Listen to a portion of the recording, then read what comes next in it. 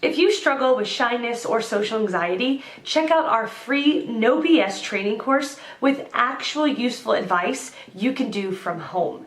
None of that just get out there nonsense. The link is in the description below. For now, let's get to today's question. The question, how do I deal with introvert and shy nature? Answer by Johannes Lipka. By accepting it. It is part of who you are, and you should realize its strengths and its weaknesses, as you would with any quality you possess. You have more time to gather and process information. You have more time on your own to think about who and what the pieces and parts are that make you. You draw energy from the inside, and you choose whether to expand it outwards or simply build a surplus of creativity and thought. You probably enjoy sweet solitude and silence. Do you want to be part of the larger world? The extroverted parts and places? Then use this introverted energy you gather to put time into something you really care about. If you do that, you will find like minds who do it as well, and you will be more inclined to open up and share because you share something in common. Introversion is a power, and by using it in a positive fashion you can go to places that you only drew up in that intense imagination of yours. It isn't something you deal with, it's a precious gift, and part of a beautiful human condition. Accept it, and accept the power to alter your reality and help those around you using your deep thoughts and feelings. Alone? Then embrace loneliness. See it as a time to build, grow, progress. Learn your ups and downs. Then when the time comes, and the chances will come, it's only up to you whether you acknowledge them or not. Then you can use all the power to push forth and unleash passion. Accept yourself, and things will flock to you. Cheers, many cheers. Edit. I want to add to the answer, since you added to your question. Before you can trust other people, you have to be able to trust yourself with other people. This is where your nature can really shine. Draw within and find out why. Why do you believe people so easily? Is it because you want to see the best in people? Well, don't stop seeing the best in them, but learn the signs that have failed you before.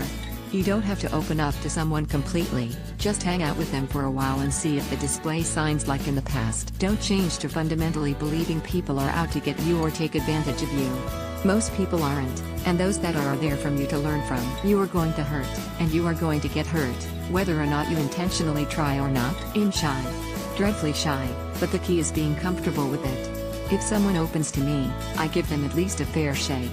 I'm nervous, I'm a wreck, heck, maybe I'm blushing sometimes. But if you give that little edge, you can learn a lot about yourself and about others. Knowledge is key. Don't give 1000% to every person you meet, but show 5% of that light, and continue to see the best in people.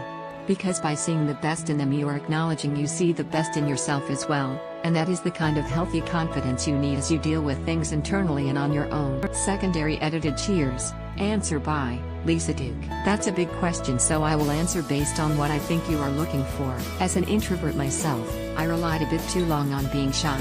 When you are a child, it is cute.